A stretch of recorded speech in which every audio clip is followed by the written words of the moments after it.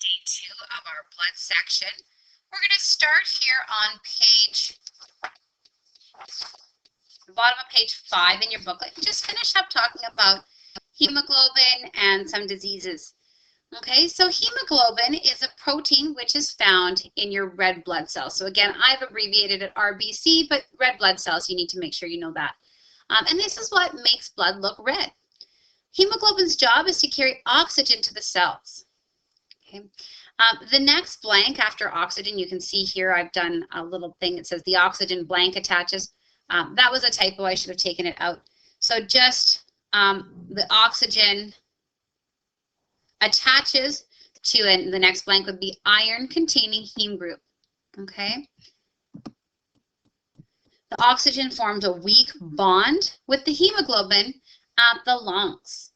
Okay, so when you breathe in, and this is why circulation and respiration and blood all kind of fit into one big unit. When you inhale and air goes into your lungs, at your lungs, the conditions are kind of cool and basic. And so oxygen will bond with your hemoglobin on your red blood cells in the lungs.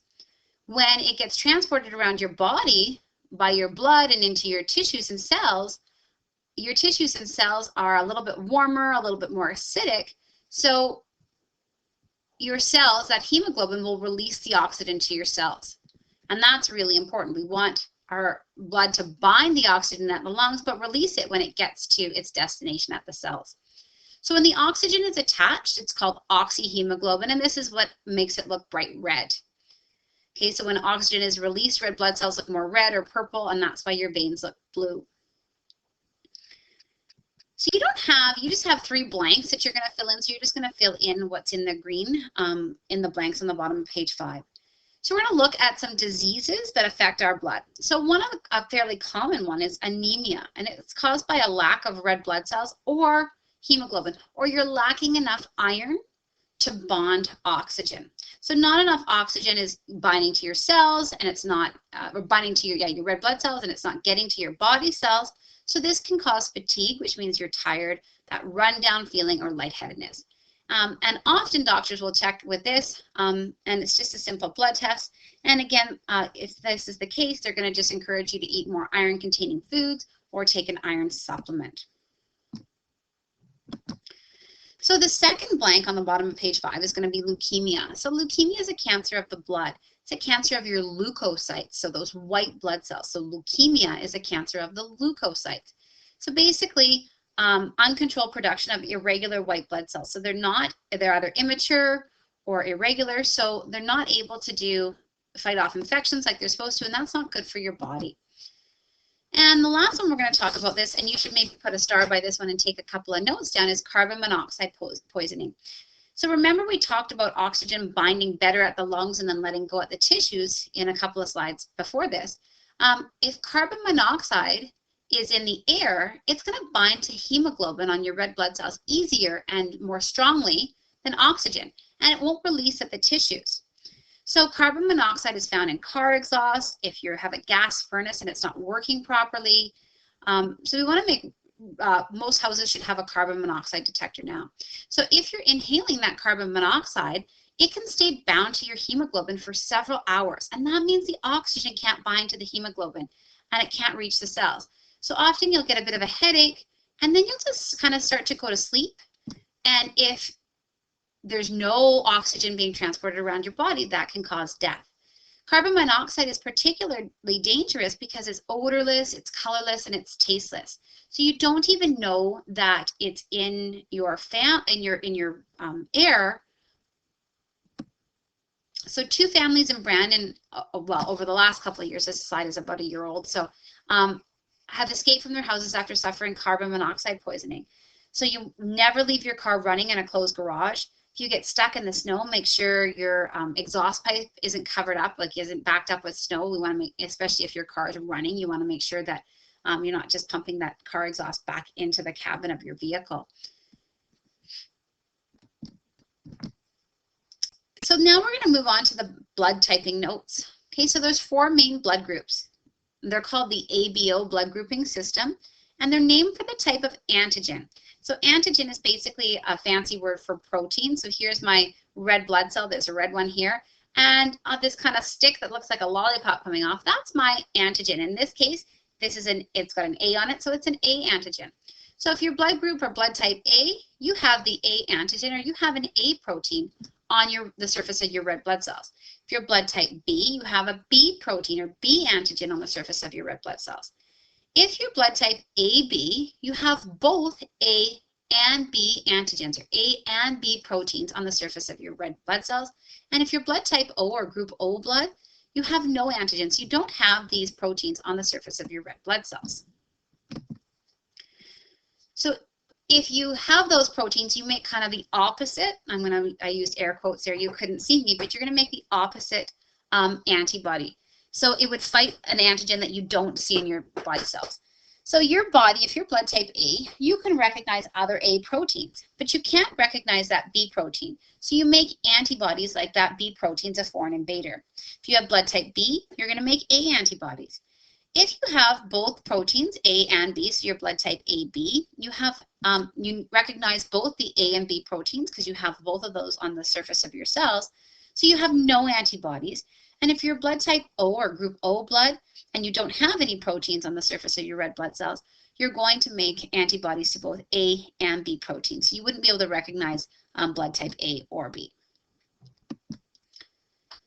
So this is important to know what proteins you have and what antibodies you make if we want to do blood transfusion. So if someone's been in an accident or they're having surgery, you may need to do a blood transfusion. So each blood group can accept blood that's from their same group, or a group that contains the same antigens. So if you're blood type A or group A, you can accept from other A and from blood type O. And you can donate to other A people or people that have AB blood.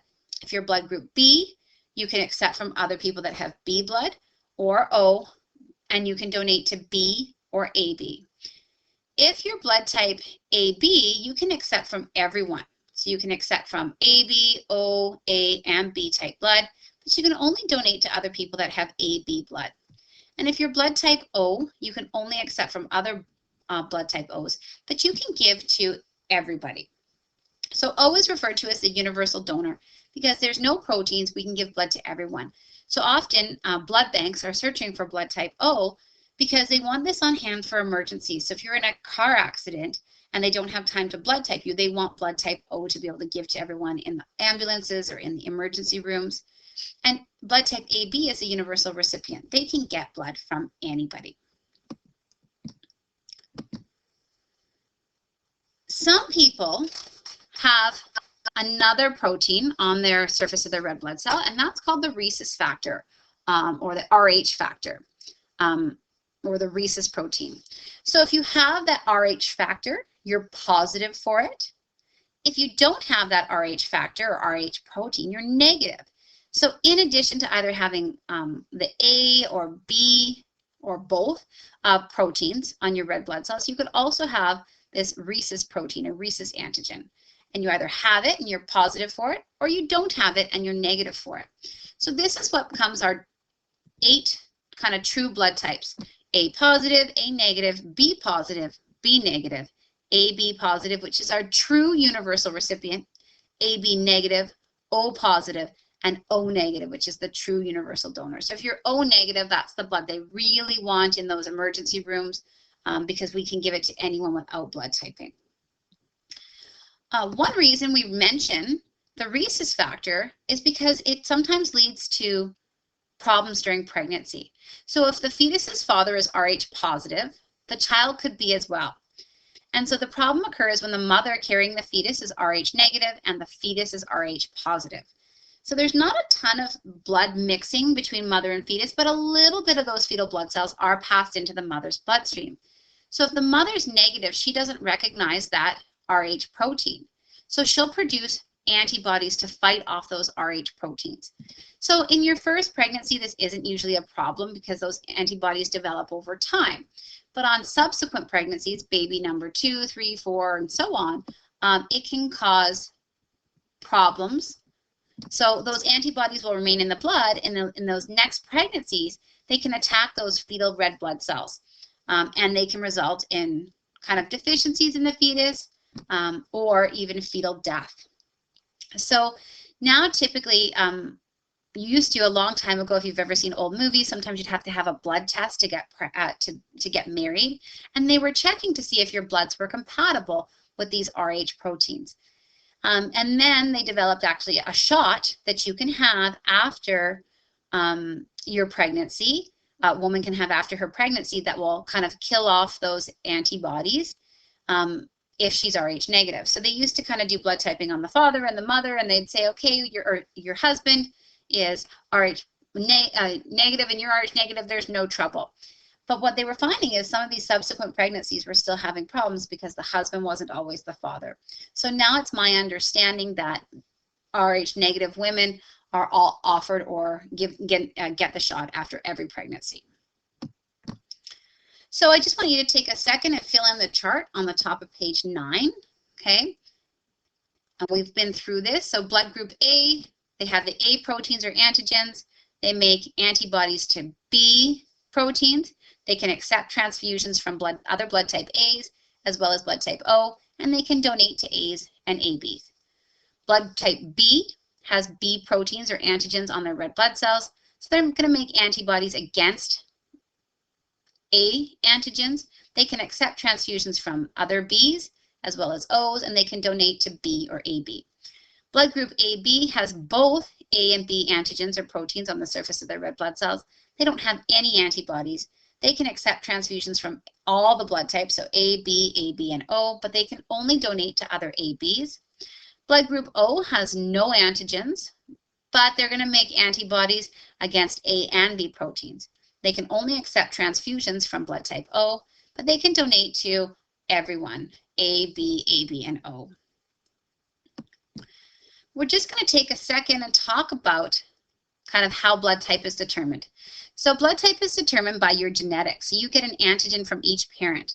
So each parent can give you an A, a B, or an O. So we use Punnett squares, if you can remember back to grade 9 genetics, to determine the possible blood types that each offspring could be. So we're going to go over this a little bit more in class, but I just want you to think about it until we get there. So the parents' antigens go on the outside. Okay, so at the top here we have A and O. So you only have one letter per spot on those outside ones. And the other parent's antigens go down the left-hand side. So here we have B and O. So then, in this case, we're going to bring, oops, sorry, I'm just going to get my pen here. You know, we bring one down and one across. So if one parent gives an A and the other parent gives an AB, the offspring's blood type is AB. If one parent gives a B and the other parent gives that O, the blood type is going to be kind of BO or just blood type B. They'll have those B proteins. Okay, one parent can bring an A, the other one can bring an O or give an O, and then the offspring is AO, so they'll have those A proteins and that kind of O, that no protein will be hidden. Or in this case, these parents can each give an O and the baby will have blood type O. So in this case, one parent was heterozygous. Remember, that meant different for blood type A, and the other parent was heterozygous for blood type B. So this results in the offspring having the blood type 1/4% chance or 25% chance they'd be AB, 25% chance or 1 in 4 they'd be B, 1 in 4 or 25% chance they'd have blood type A, or 1 in 4 chance they'd have blood type O. And again, we're going to spend a little bit more time going over that next class. I just wanted you to think about it for a bit, and we'll show some more videos and do some examples. Thanks for watching.